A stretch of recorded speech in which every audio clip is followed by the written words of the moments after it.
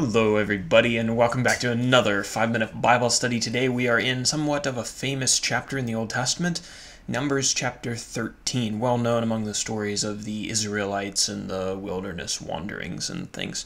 So the free PDF that you're going to see up on the screen is available for download on our website, and let's talk about first our main characters for this chapter. So the first one is Moses. God chose Moses to lead the Israelites, and he himself was an Israelite, but he grew up in the house of Pharaoh. If you don't know that story, you can read the first couple chapters of the book of Exodus. Then we have the 12 spies, which maybe you've heard about before. These were 12 men from Israel who were sent to Canaan to spy out the land. We have Joshua. He was also known as Hoshea. He was Moses' assistant and was the man selected as the spy from the tribe of Ephraim. Caleb was the spy selected from the tribe of Judah. We'll talk about him. And then finally Aaron, who's Moses' brother and the high priest of the Israelites. When do these events take place? Well, we're still in approximately 1490 BC. We're told in Numbers chapter 10 that the Israelites set out from Mount Sinai to go to the wilderness of Paran the 20th day of the second month, about a year after they left Egypt.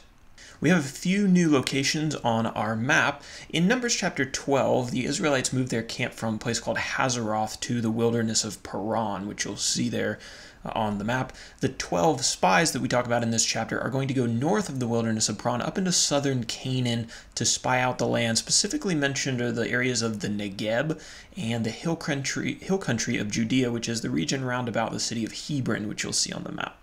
Alright, so now for our outline. In our first section, verses 1 through 24, 12 spies are sent to the land of Canaan. So God told Moses to select 12 men, chiefs of each of the tribes, and they were supposed to go spy out the land of Canaan. The names of the 12 tribes you'll already be familiar with if you read the chapter. They're listed in verses 4 through 15. The men were told to inspect the area known as the Negeb and the hill country and to determine if the inhabitants that lived there were strong or weak. They were also asked to evaluate the land, whether it was fruitful or desolate. How good was it for agriculture? And they were told to bring back some of the produce of the land because it was actually the beginning of grape harvest when they were going to arrive, so wanted to see some of the produce as evidence of the land's fruitfulness. So the men did as they were instructed, traveling from the wilderness of Zin to the Negeb, and then on from the city of Hebron to the valley of Eshcol. In Eshcol, we're told that the men cut down a cluster of grapes that was so large that it had to be carried by 2 men. So if you're wondering what those guys are carrying on the other page, if you can't discern my fabulous artwork, they're carrying a cluster of grapes, and that illustration comes from this text.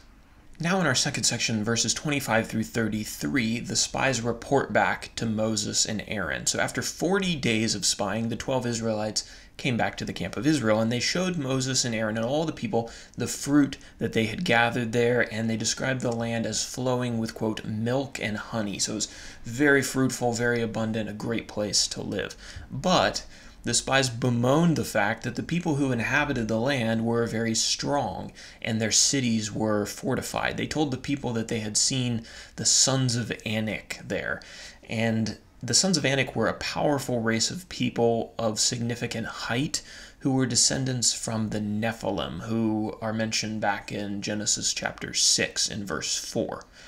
So most of the spies, 10 of the 12 spies in fact, brought back a bad report, telling the people that although the land was fruitful, they were not going to be strong enough to fight against the people who inhabited it currently, and if they tried to go to war with those people, they were going to be defeated. But Caleb, the spy from Judah, had a very different message. He proclaimed his faith in God and told the people that they ought to advance on Canaan immediately because God would give them the victory. And so that is chapter 13 of the book of Numbers. Kind of leaves us with a cliffhanger. What's going to happen? Are they going to go up to Canaan and fight and trust God? Or are they going to listen to the 10 spies and abandon hope? We'll see in the next couple chapters. And now for our application. If you know this story, you'll know that a lot of the Israelites bought into the despair that was spread by the 10 spies who brought back the bad report. And so we'll take our application from that. We kind of don't see that until we get to the next chapter, but I cheated a little bit. So here's the application. As a leader, you have a lot of influence over people, and you can use that influence to spread infectious faith or infectious faithlessness. The hopelessness of the majority of the 12 spies spread through the camp of Israel like wildfire. The spies' words revealed that they believed that they served a weak God, and the people over which they were chiefs bought into that idea and began to think of God in the same way.